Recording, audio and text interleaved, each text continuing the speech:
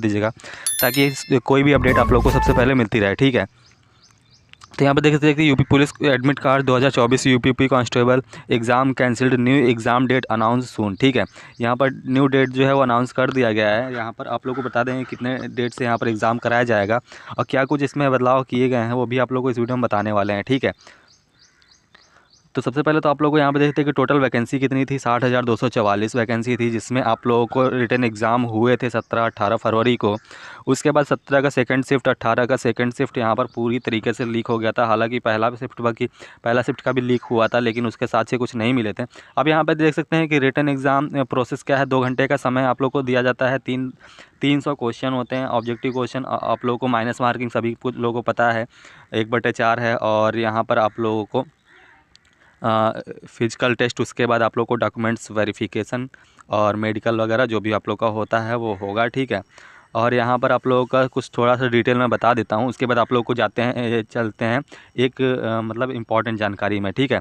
यहाँ पर 2 घंटे का समय, 120 मिनट का समय मिलता है। ऑब्जेक्टिव क्वेश्चन होते हैं, आप लोगों को जो सब्जेक्ट होते हैं वो general Hindi, general knowledge, numerical, mental ability test और मेंटल एप्टीट्यूड, इंटेलिजेंस, रीजनिंग, ठीक है। इस टॉपिक से होते हैं। और यहाँ पर 300 नंबर 150 क्वेश्चन होते हैं, प्लस 2 नंबर का एक क्वेश्चन होता है और माइनस आप लोग को माइनस मार्किंग जो रहती है वो 0.5 रहती है, ठीक है। हिंदी इंग्लिश लैंग्वेज होता है, जिसमें आप लोगों को सब्जेक्ट से कितने कितने क्वेश्चन देखने को मिलेंगे वो भी आप लोग को बता देते हैं। तो यहाँ पर 37 का यहाँ पर वो सीरीज चलेगा। 38 क्वेश्चन जनरल नॉलेज से और 37 क्वेश्चन हिंदी से, न्यूमेरिकल, मेंटल एबिलिटी टेस्ट से यहाँ पर 38 क्वेश्चन, और यहाँ पर मेंटल एप्टीट्यूड, इंटेलिजेंस, रीजनिंग से आप लोग को 37 क्वेश्चन बनेंगे, ठीक है। प्रत्येक क्वेश्चन 2 नंबर का रहेगा, 150 क्वेश्चन 300 नंबर के रहेंगे, ठीक है। अब बात कर लेते हैं कि यहाँ पर जो आप लोग का पहले, क्योंकि काफ़ी ज़्यादा कैंडिडेट का ये क्वेश्चन भी है कि क्या पहले फिजिकल कराया जाएगा या फिर इसमें जो ऑनलाइन पेपर कराने का जो सोच रहे हैं सभी स्टूडेंट वो होगा, ठीक है। तो आप लोग को उस आयोग द्वारा यहाँ पर बहुत ही अच्छा निर्णय लिया गया है। उसमें क्या है आप लोग को वो बताते हैं, चलिए दिखाते हैं आप लोग को खुद ही, ठीक है। अब यहाँ पर बताइए, मैं काफ़ी दिन से ये चिल्ला रहा था, काफ़ी दिन से ये वीडियो बना रहा था, काफ़ी दिन से ये भी बता रहा था कि पहले यहाँ पर ऑनलाइन एग्ज़ाम हो सकता है और पहले यहाँ पर फिजिकल हो सकता है, ठीक है। तो यहाँ पर काफ़ी कैंडिडेट जो हैं वो मुझे ट्रोल कर रहे थे कि मुझे गलत बता रहे थे कि यहाँ पर नहीं, ऐसा नहीं हो सकता है, बिल्कुल नहीं हो सकता है। तो आप लोगों को बता दें, मैंने उसमें वीडियो में बताया भी था कि यहाँ पर हो भी सकता है, क्योंकि उसमें आयोग द्वारा यहाँ पर कुछ भी निर्णय लिया जा सकता है। मान लीजिए, क्योंकि आप लोगों को जो पहले एग्ज़ाम हुए उसमें पेपर लीक हो जाता है, तो उसमें आप लोगों को पता है कि डीजी हटा दी गई हैं उस काम से। तो आप लोगों को जो नया इसका जो जो इसका काम जो संभालेगा वो उसके ऊपर है कि वो क्या कराएगा। पहले फिजिकल भी करा सकता है और यहाँ पर ऑनलाइन एग्ज़ाम को भी प्रोसेस यहाँ पर देख सकते हैं, लिखा हुआ साफ साफ, अब सिपाही भर्ती परीक्षा ऑनलाइन कराने पर हो रहा है मंथन, ठीक है। जो बार बार मेरे को ये बता रहे थे कि नहीं, इसका ये नहीं हो सकता है, तो आप लोग खुद यहाँ पे देख लीजिए कि यहाँ पर अब सिपाही भर्ती ऑनलाइन परीक्षा कराने पे मंथन हो रहा है, ठीक है। उसके बाद यहाँ पर देखिए पूरा लिखा हुआ है, आप लोग अच्छे से पढ़ लीजिएगा। इसको PDF भी मैं प्रोवाइड करा दूंगा। तो यहाँ पर देख सकते हैं, सिपाही भर्ती परीक्षा में गड़बड़ी के द्वारा यहाँ पर अब दोबारा लिखित परीक्षा कराने की तैयारी में जुटा पुलिस भर्ती एवं प्रोन्नति बोर्ड ऑनलाइन परीक्षा के विकल्प पर भी विचार कर रहा है, ठीक है। क्योंकि ऑफलाइन में अधिकतर पेपर जो लीक हो जाते हैं वो सभी लोगों को पता है। उसके बाद लिखित परीक्षा का फुल प्रूफ बनाने के लिए सारी संभावनाओं को टटोल रहे हैं। ऐसे में यदि परीक्षा कराने की जिम्मेदारी किसी अन्य सरकारी संस्थान को दे दी जाती है तो हैरानी की बात नहीं होगी, ठीक है। दरअसल अधिकारी इस बात को लेकर हलकान में है कि दोबारा परीक्षा आयोजित करने में गड़बड़ी से कैसे बचा जाए, क्योंकि सभी लोगों को पता है कि 50 लाख बच्चे हैं, कहीं ना कहीं से ऑफलाइन अगर फिर से एग्ज़ाम होगा तो पेपर लीक के चांसेस थोड़े बनते हैं, ठीक है। इसलिए ही ऑनलाइन कराने का भी विचार हो रहा है। दोबारा परीक्षा कराने के लिए कई विकल्पों पर विचार किया जा रहा है, जिसमें आप लोगों को बता दें कि यहाँ पर जो एजेंसी है उनको काम देने के लिए भी यहाँ पर हिम्मत नहीं जुटा पा रही है अधिकारी, ठीक है, कि फिर से काम दिया जाए, कहीं फिर से लीक ना हो जाए। दूसरी बात यहाँ पर आ जाते हैं कि दिल्ली पुलिस आदि की तरह परीक्षा कराने वाली ऐसी किसी संस्थान की सेवाएं लेनी चाहिए। बिल्कुल सही बात है, यहाँ पर जिनके पास गड़बड़ी आदि पर अंकुश लगाने का पुख्ता इंतजाम है। जैसे आप लोग सभी जानते हैं कि दिल्ली पुलिस हो या फिर SSC वगैरह जो सेंट्रल लेवल के एग्ज़ाम होते हैं उसमें भी ऑनलाइन सब कुछ होता है, तो उसमें गड़बड़ी नहीं हो पाती है ज़्यादातर, ठीक है। तो यहाँ पर आप लोग को उस तरह से ऑनलाइन एग्ज़ाम कराने पर भी विचार चल रहा है। दूसरी बात, सबसे मेन जो मैंने बताता था कि यहाँ पर पहले शारीरिक दक्षता परीक्षा कराने पर भी विचार चल रहा है। अब यहाँ पर बताइए, जो स्टूडेंट हैं वो बोल रहे थे कि नहीं हो सकता है, अब बताइए इनको क्या जवाब देंगे। तो ये आयोग है, ठीक है। यहाँ पर एग्ज़ाम भी पहले कराया जा सकता है और फिजिकल भी कराया जा सकता है, हम उसे रोक नहीं सकते हैं, हमको दोनों चीज़ के लिए तैयार रहना ज़रूरी है, ठीक है। तो यहाँ पर पहले शारीरिक दक्षता कराने पर भी विचार चल रहा है, पहले फिजिकल भी हो सकता है, इतना ध्यान रखिएगा। कुछ अधिकारी ऑनलाइन परीक्षा कराने के पक्ष में भी हैं, लेकिन इसके लिए बड़ी संख्या में कंप्यूटर सेंटरों की आवश्यकता बनानी पड़ेगी। जाहिर सी बात है कि आप लोग को 6 महीने का समय दिया गया है, 6 महीने के अंदर भी एग्ज़ाम कराने हैं, तो उसमें आप लोग को 50 लाख बच्चों के लिए सेंटर बनाना भी बहुत मुश्किल होगा। तो यहाँ पर थोड़ा टाइम और ले सकती है, जिसके हिसाब से आप लोगों को पहले फिजिकल कराया जा सकता है, उससे भी काफ़ी कैंडिडेट जो हैं वो बाहर जा सकते हैं, ठीक है। तो यहाँ पर आयोजित कराने के लिए पूर्व 2 वर्ष आयोजित दरोगा भर्ती की ऑनलाइन परीक्षा में तमाम गड़बड़ियाँ सामने आ चुकी हैं, जिसके बाद परीक्षा केंद्र बनाए गए कंप्यूटर केंद्रों के संचालकों के खिलाफ मुकदमे भी दर्ज हुए हैं, ठीक है। तो यहाँ पर इतना कुछ लिखा गया है, तो आप लोगों को एक चीज़ ध्यान रखना है कि यहाँ पर आयोग कुछ भी निर्णय ले सकता है। वो आप लोग के यहाँ पर पहले फिजिकल भी करा सकता है और पहले रिटर्न भी करा सकता है। तो हम लोग क्या करना है कि दोनों चीज़ के लिए तैयार रहना है। अब यहाँ पर कुछ स्टूडेंट जो हैं वो ये सोच रहे होंगे कि अगर हम रनिंग करने लगेंगे तो उनका रिटर्न कमज़ोर हो जाएगा। तो यहाँ पर एक चीज़ आप लोग ध्यान रखिए कि आप लोग रिटर्न की तैयारी बिल्कुल अच्छे से कीजिए। ऐसा सोचिए कि रिटर्न पहले ही होगा, लेकिन साथ में 1 घंटा समय निकाल के आप लोग रनिंग भी नॉर्मल करते रहिए, ठीक है। क्योंकि नॉर्मल भी करते रहेंगे तो आप लोगों के सामने अगर एकदम से फिजिकल डेट आती है तो आप लोगों को कम से कम नहीं तो 1 महीने का समय तो ज़रूर मिलेगा, ठीक है। उस 1 महीने में अच्छे से तैयारी कर सकते हैं फिजिकल के लिए, ठीक है। तो आप लोग थोड़ा सा वार्म अप टाइप में करते रहिए रनिंग वगैरह, तो उससे आप लोग को दिक्कत नहीं होगी। और साथ में रिटर्न की तैयारी बहुत ही मजबूत तरीके से करनी है, ठीक है। इसके लिए आप लोग को तैयार रहना है, क्योंकि आयोग कुछ भी निर्णय ले सकता है। अब आप लोग को दिखा देते हैं कुछ बेसिक डिटेल, ठीक है। इतना ये आप लोग देख लीजिएगा। गाइज़ अब जो बताने जा रहे हैं वो बहुत ही ध्यान से देखिएगा, क्योंकि बहुत ही इंपॉर्टेंट है ये।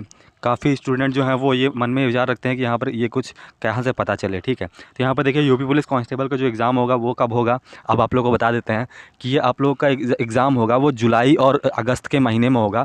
जुलाई के लास्ट या अगस्त के फर्स्ट वीक में आप लोग का एग्ज़ाम यहाँ पर होंगे, ठीक है। तो जुलाई अगस्त के लिए बिल्कुल तैयार रहना है आप लोगों को।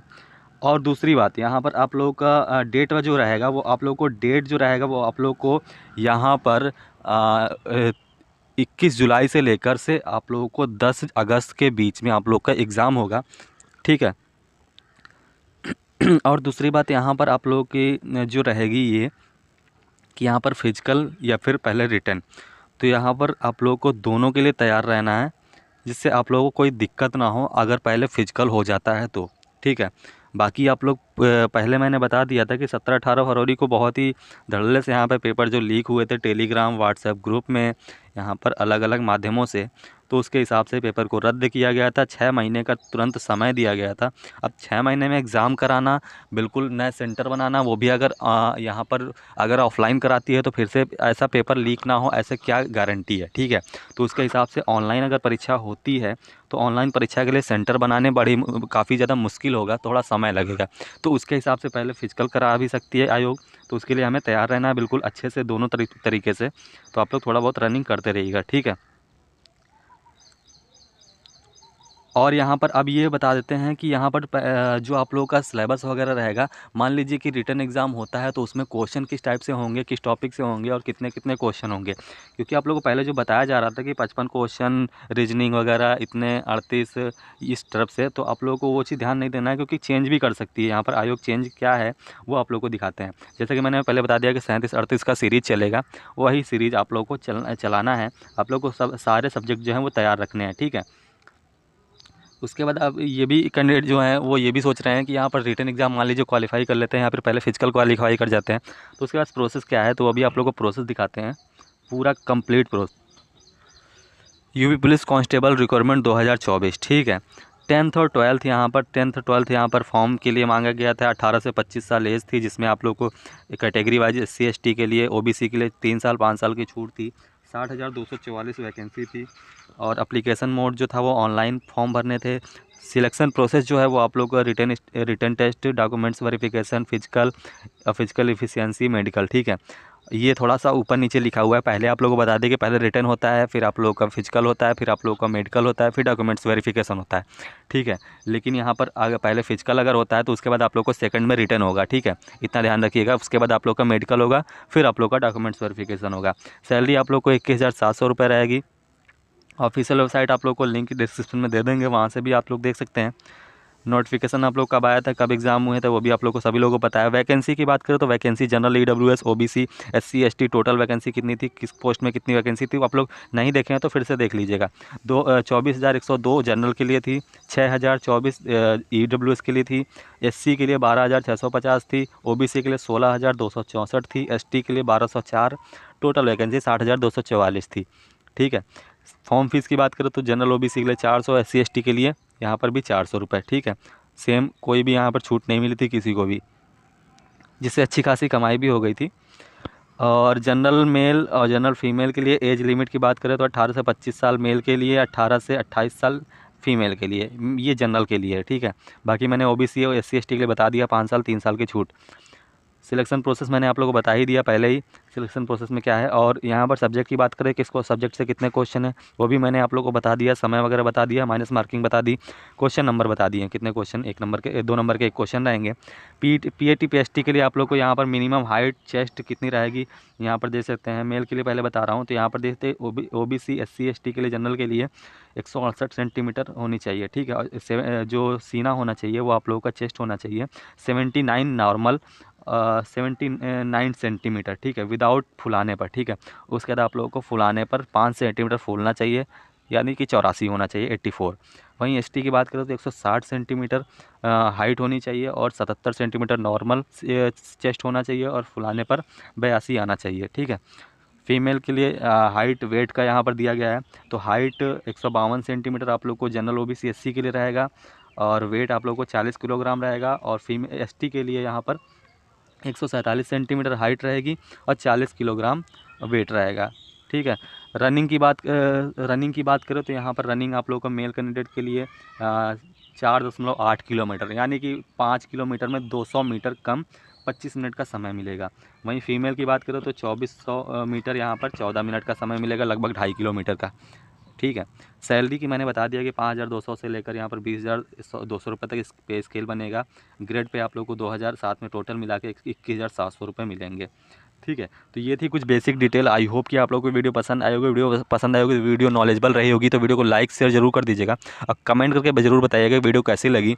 और आप लोगों को कोई भी सुझाव आता है या फिर कोई भी क्वेश्चन मन में आते हैं, कोई भी डाउट होता है, तो आप लोग कमेंट बॉक्स में कमेंट करके जरूर बताइएगा, मैं उसी हिसाब से आप लोग को सॉल्यूशन भी बता दूंगा। ठीक है, तो चलिए मिलते हैं नेक्स्ट वीडियो में, तक के लिए बाय बाय, टेक केयर, जय हिंद, लव यू।